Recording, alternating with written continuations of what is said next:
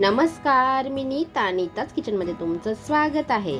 आज मी तुम्हाला 5 पद्धतीने आळू वडी कशी करायची ते दाखवणार आहे. ज्यांना रोलवाली वडी जमत नाही किंवा आवडत नाही तर त्यांच्यासाठी सुद्धा ही रेसिपी एकदम परफेक्ट आहे. तर इथे मी अगदी 1 पानापासून सुद्धा वडीचा रोल करून दाखवलेला आहे आणि 1 पानापासून ते 4 पानांपर्यंत वडीची रोल कसे करतात ते सुद्धा दाखवलेले आहे. आळू वडी करताना बऱ्याच जणांना पानांचा रोल करायला जमत नाही किंवा हा काम एकदम किचकट वाटतो आणि रोल जरी जमले तरी पीठ व्यवस्थित न भिजवल्याने पानांचे रोल सुटले जातात. म्हणून आळूवडीसाठी त्याचं पीठ व्यवस्थित भिजवणं हे सुद्धा खूप महत्त्वाचं आहे. तर इथे मी पीठ भिजवण्यापासून ते आळूवडी करेपर्यंत आणि तळेपर्यंत संपूर्ण रेसिपी करून दाखवलेली आहे. त्यांना कोणा आळूवडी जमत नाही किंवा पहिल्यांदा जरी ही रेसिपी तुम्ही करत असाल तरी सुद्धा ही रेसिपी तुमची एकदम परफेक्टच होईल. तर चला जास्त वेळ न घालवता रेसिपीला आता सुरुवात करूया.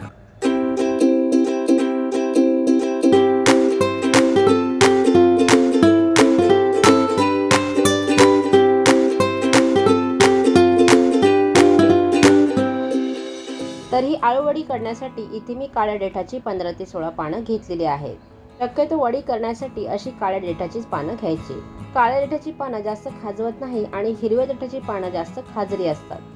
तर इथे आपल्याला जो पानाचा देठ आहे तो अशा प्रकारे सुरीने कापून घ्यायचा आहे. कारण हा देठ कडक असतो त्यामुळे तो आधी कापून घ्यायचा आहे. तर हे बाजूचे देठ सुद्धा आपल्याला सुरीने आधी कापून घ्यायचे आहे आणि बाकीचे देठ मोडण्यासाठी अशा प्रकारे हलक्या हाताने लाटणं फिरवायचं आहे. अशा प्रकारे लाटणं फिरवल्याने देठ मोडली जातात आणि मऊ पडतात.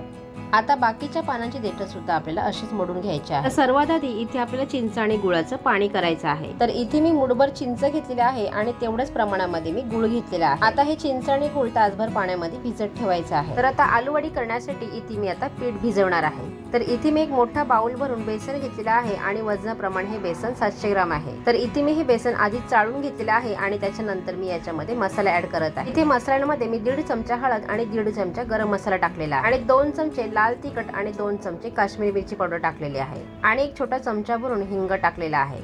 तर इथे मी जवळजवळ 2.5 छोटे चमचे मीठ टाकलेलं आहे. ही वडी चांगली टेस्टी होण्यासाठी इथे मी भाजलेलं शेंगदाण्याचं कूट टाकलेलं आहे. तुम्ही इथे शेंगदाण्याच्या कुटाऐवजी खोबऱ्याचा कीस किंवा वाटण सुद्धा टाकू शकता.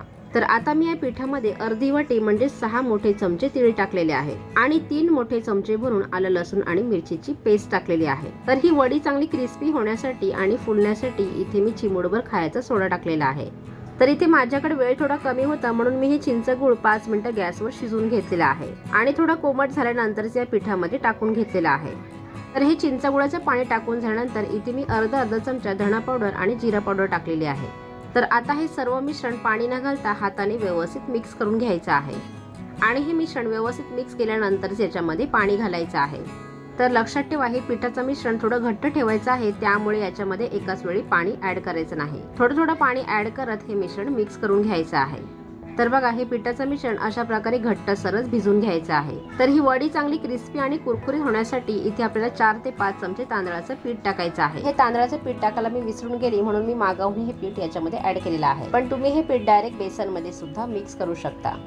तर आता पुन्हा एकदा थोडंसं पाणी घालून हे मिश्रण मी व्यवस्थित मिक्स करून घेतलेलं आहे. लक्षात ठेवा हे पिठाचं मिश्रण असं घट्टच ठेवायचं आहे, जास्त पातळ करायचं नाही. जर पिठाचं मिश्रण पातळ झालं तर मग वडी लावताना पानं सुटली जातात. तर ही वडी लावण्याआधी ही अळूची पानं स्वच्छ धुवून घ्यायची आहेत आणि चांगली पुसून घ्यायची आहे. तर सर्वात आधी पारंपरिक पद्धतीने वडी कशी लावतात ते मी तुम्हाला आधी दाखवते. अळूच्या पानांमध्ये जो मोठा पान असतो तो आपल्याला इथे पहिला घ्यायचा आणि तो पान उलटा करून अशा प्रकारे मागच्या दिशेला त्याला पीठ लावून घ्यायचं आहे आणि हे पीठ लावताना खूप जास्त जाड किंवा खूप जास्त पातळ सुद्धा लावायचं नाही. तर या संपूर्ण पानाला पीठ लावून झाल्यानंतर आपल्याला इथे दुसरा पान घ्यायचा आहे. हा दुसरा पान लावताना त्याच्या विरुद्ध दिशेला लावून घ्यायचा आहे आणि या सुद्धा पानाला संपूर्ण पीठ लावून घ्यायचं आहे. तर आता तिसरा पान घेताना तो दुसऱ्या पानाच्या विरुद्ध लावायचा आहे. म्हणजे जो आपण पहिला पान लावून घेतलंय त्याप्रमाणे हा पान लावून घ्यायचा आहे आणि या सुद्धा पानाला संपूर्ण पीठ लावून घ्यायचं आहे. तर जर तुम्हाला इथे 3 पानांचीच वडी लावायची असेल तर तुम्ही 3 पानं सुद्धा लावू शकता किंवा 4 पानं सुद्धा लावू शकता. जशी तुमची पानं छोटी किंवा मोठी असेल त्याप्रमाणे तुम्ही इथे पानं घेऊ शकता. तर मी इथे ही वडी बनवताना 4 पानं लावलेली आहे. तर आता या पानांच्या दोन्ही कडा मोडून त्याला पीठ लावून घ्यायचं आहे. तर बघा पीठ चांगला भिजवलेला असेल तर वडीची पानं चांगली चिकटून राहतात आणि वडी उघडत नाही. तर आता पानाच्या दोन्ही कडा दुमडून झाल्यानंतर खालच्या दिशेचा पान दुमडून घ्यायचा आहे आणि खालच्या दिशेच्या पानाला सुद्धा चांगला पीठ लावून घ्यायचा आहे आणि नंतर त्याचा रोल तयार करायचा आहे. तर बघा या वडीचा रोल करताना तो सैलसर असा हलक्या हाताने वळायचा नाही तर तो थोडा प्रेशर देऊन घट्ट असा वळून घ्यायचा आहे. जास्त सुद्धा प्रेशर द्यायचं नाही, नाहीतर मग वडीची पानं फाटली जातात. तर आता शेवटचे जी पानांचे टोक आहेत त्याला सुद्धा पीठ लावायचं आहे आणि या रोलला चिकटून घ्यायचे आहे. तर बघा इथे आपण हे पीठ चांगलं व्यवस्थित घट्ट भिजवलेलं आहे, त्यामुळे ही पानं अगदी व्यवस्थित चिकटून राहिलेली आहेत. जर इथे पीठ पातळ असतं तर मग ही वडीची पानं चिकटून पण राहिली नसती आणि आपल्याला इथे धागा वगैरे लावायची गरज लागली असती. तर बघा अशा प्रकारे पहिल्या पद्धतीतला हा आलूवडीचा रोल तयार झालेला आहे. तर ज्यांना भरपूर पानापासून वडीचा रोल तयार करणं किचकट वाटत असेल तर त्यांच्यासाठी एक पानापासून मी वडीचा रोल तयार करून दाखवते. इथे आपल्याला आळूचे एक पान घ्यायचं आहे आणि त्याच्या पाठच्या दिशेला अशा प्रकारे पीठ लावून घ्यायचं आहे. या संपूर्ण पानाला पीठ लावून झाल्यानंतर पानाकडच्या देठाकडची 2 टोकं असतात ती मोडून घ्यायची आहेत आणि ही देठाकडची 2 टोकं मोडल्यानंतर त्यांना सुद्धा थोडंसं पीठ लावून घ्यायचं आहे. आता पानाच्या दोन्ही साईडची टोकं मोडून त्याला थोडं पीठ लावायचं आहे आणि जी देठाकडची बाजू मोडून घेतलेली आहे तिथून पासून आपल्याला याचा रोल तयार करत घ्यायचा आहे. तर बघा ज्यांना अजिबात वडी करायला जमत नाही त्यांच्यासाठी ही पद्धत एकदम बेस्ट आहे. तर हा एकच पान आहे म्हणून मी या संपूर्ण रोलला व्यवस्थित पीठ लावलेलं आहे.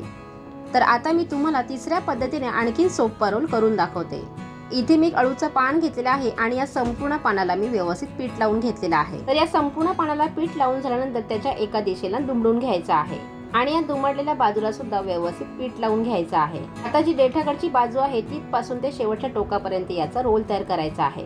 तर या पद्धतीने सुद्धा तुम्ही एक पानापासून ही वडी लावू शकता. फक्त एक पानापासून जर तुम्हाला वडी लावायची असेल तर अळूचं पान थोडा मोठा पाहिजे, नाहीतर मग वडी व्यवस्थित लागली जाणार नाही. तर हा रोल सुद्धा मी एका पानापासून बनवला आहे म्हणून हा रोल मी व्यवस्थित पिठाने भरून घेतलेला आहे. तर आता मी तुम्हाला चौथ्या पद्धतीने वडी कशी लावतात ते दाखवते. तर बघा पहिल्या पद्धतीने आपण जी वडी लावली साधारण त्याच पद्धतीने आपल्याला ही पानं अरेंज करायची आहेत. म्हणजेच पहिला पान आपल्याला मोठा घेऊन त्याला पीठ लावून बाकीची पानं विरुद्ध दिशेने आपल्याला लावून घ्यायची आहेत. तुम्ही इथे 3 पानं सुद्धा लावू शकता किंवा 4 ते 5 पानं सुद्धा लावू शकता. पानांचा आकार किती मोठा आहे त्याप्रमाणे तुम्ही इथे पानं अरेंज करू शकता. तर इथे ही पानं माझी थोडी मोठी होती त्यामुळे मी इथे 3 पानच यूज केलेले आहेत. तर पहिल्या पद्धतीने आपण पानाच्या साईडच्या कडा मोडल्या होत्या, पण या पद्धतीने आपल्याला पानाच्या वरची आणि खालची बाजू मोडून घ्यायची आहे. आणि या कडा मोडताना थोड्या मोठ्या साईज मध्येच मोडायच्या आहे. आता या कडा मोडून झाल्यानंतर यांना व्यवस्थित पीठ लावून घ्यायचं आहे. आता जी पानांची साईडची कडा आहे तिथपासून आपल्याला याचा रोल तयार करायचा आहे. पहिली पद्धत आहे साधारण त्याच पद्धतीने हा रोल केलेला आहे, फक्त पानांच्या विरुद्ध दिशा मी इथे मोडलेल्या आहेत. तर ज्यांना जी पद्धत आवडली असेल त्या पद्धतीने तुम्ही हा रोल तयार करू शकता. पण मला पहिल्या पद्धतीपेक्षा हा तिसरा रोल जास्त सोपा वाटलेला आहे. तर आता या पानांच्या कडांना आणि वडीच्या टोकांना व्यवस्थित पीठ लावून घ्यायचं आहे. अशा प्रकारे पीठ लावून घेतला तर वडी वाफवताना किंवा तळताना ती सुटली जात नाही. तर बघा अशा प्रकारे हा चौथ्या पद्धतीने हा वडीचा रोल तयार झालेला आहे. आता मी तुम्हाला 5वी आणि शेवटच्या पद्धतीची वडी तयार करून दाखवते. तर ज्यांना रोलच करायचं नाही त्यांच्यासाठी ही पद्धत एकदम बेस्ट आहे. तर इथे आळूचं एक पान घ्यायचं आहे आणि या संपूर्ण पानाला व्यवस्थित पीठ लावून घ्यायचं आहे. आता या संपूर्ण पानाला पीठ लावून झाल्यानंतर देठाकडच्या ज्या 2 बाजू आहेत त्या दुमडून घ्यायच्या आहेत आणि या दुमडलेल्या कडांना सुद्धा व्यवस्थित पीठ लावायचं आहे. आता जो पानाचा शेवटचा टोक आहे तो सुद्धा आपल्याला इथे दुमडायचा आहे आणि या टोकाला सुद्धा व्यवस्थित पीठ लावायचं आहे आणि याची घडी करायची आहे. तर तुम्ही या वडीला घडीची वडी असे सुद्धा म्हणू शकता. तर ज्यांना रोलच करायचं नाही आणि एकदम सोप्या पद्धतीने वडी लावायची असेल तर त्यांच्यासाठी ही पद्धत एकदम बेस्ट आहे. तर बघा इथे या पानाला फक्त पीठ लावायचं आहे आणि पाहिजे त्या आकारामध्ये याला दुमडायचं आहे किंवा याची घडी करायची आहे. तर अशा प्रकारे मी तुम्हाला 5 पद्धतीच्या वड्या करून दाखवलेल्या आहेत. जी पद्धत तुम्हाला सोपी वाटत असेल त्या पद्धतीने तुम्ही ही वडी करू शकता. तर आता मी इथे या मोदक पात्रामध्ये ही वडी आता वाफवायला ठेवलेली आहे. तर या वड्या थोड्या जास्त आहेत आणि मोठ्या आहेत त्यामुळे मी त्या 25 ते 30 मिनिटांसाठी वाफवणार आहे. तर लक्षात ठेवा वडी वाफवताना गॅसची फ्लेम मीडियम टू हाय करायची आहे. जर तुमच्या वड्या छोट्या असतील किंवा कमी असतील तर 15 मिनिटांसाठी तुम्ही ह्या वड्या वाफवू शकता. तर इथे मी या वड्या अर्धा तास वाफवलेल्या आहेत आणि चांगल्या थंड करून घेतलेल्या आहेत. तर वडी तळताना एक गोष्ट लक्षात ठेवा, या वड्या पूर्णपणे थंड करून नंतरच त्या तळायच्या आहेत. जर तुम्ही गरमागरम ही वडी तळायला गेलात किंवा कटिंग जरी करायला गेलात तरी या वड्या तुटल्या जातात.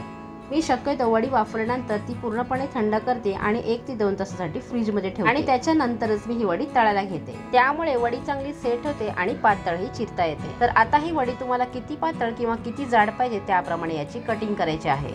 शक्यतो वडी थोडी पातळ चिरली तर ती चांगली कुरकुरीत लागते. तर इथे जी मी बिना रोलची वडी केलेली आहे ती सुद्धा मी तुम्हाला कटिंग करून दाखवते. ही बिना रोलची जी वडी असते ती जर छोटी छोटी पानं असेल तर ती डायरेक्ट सुद्धा तुम्ही तळून घेऊ शकता किंवा अशा प्रकारे कटिंग करून सुद्धा ही तळू शकता. तर बघा इथे याचा रोल केला नाही तरी सुद्धा याच्यावर लेअर आलेले आहेत. तर आता ही वडी तळण्यासाठी गॅसवर आपल्याला कढई किंवा पॅन ठेवायचा आहे. त्याच्यामध्ये तेल टाकून हा तेल चांगला गरम करायचा आहे. लक्षात ठेवा वडी तळताना तेल जर चांगलं तापलेलं नसेल तर वडी जास्त तेल पिते, म्हणजेच ती तेलकट होते. म्हणून तेल चांगला तापल्यानंतर याच्यामध्ये वडी तळायला घ्यायची आहे. खूप जास्त हाय फ्लेमवर सुद्धा तळायची नाही, नाहीतर मग वडी पटकन करपली जाते. तर आता ही वडी तेलामध्ये सोडल्यानंतर 1 मिनिटभर तरी अशीच ठेवायची आहे आणि मिनिटभर याची एक बाजू फ्राय केल्यानंतर याची दुसरी बाजू पलटी करायची आहे. जर तुम्हाला ही वडी डीप फ्राय करायची असेल तर तुम्ही ही वडी डीप फ्राय सुद्धा करू शकता. तर या वडीची दुसरी बाजू सुद्धा अशी गोल्डन करायची आहे आणि त्याच्यानंतर या तेलामधून ती बाहेर काढायची आहे. तर आज मला इथे 5 पद्धतीने ही वडी तुम्हाला दाखवायची होती, म्हणून ही वडी मी जास्त प्रमाणामध्ये केलेली आहे. जर तुम्हाला कमी प्रमाणामध्ये ही वडी लावायची असेल तर या साहित्याचं प्रमाण तुम्ही अर्ध करू शकता. तर अशा प्रकारे ही वडी चांगली दोन्हीही बाजूनी तळलेली आहे आणि गोल्डन रंगाची झालेली आहे. तर आता ही वडी तेलातून बाहेर काढल्यानंतर टिश्यू पेपरवर ठेवायची आहे किंवा चाळणीवर ठेवायची आहे. तर तुम्ही पाहिलेच असेल ही वडी मी एवढी पातळ चिरलेली आहे तरी सुद्धा ही वडी कटिंग करताना किंवा तळताना कुठेही सुटलेली नाही. जर आपलं पीठ व्यवस्थित भिजवलेलं असेल तर मग आपली वडी एकदम परफेक्टच होते. वडी तुम्ही कुठल्याही पद्धतीने करा, त्याचं पीठ व्यवस्थित भिजवणे हे खूप जास्त गरजेचं आहे. अशा प्रकारे ही आपली आंबटगोड अशी कुरकुरीत वडी तयार झालेली आहे.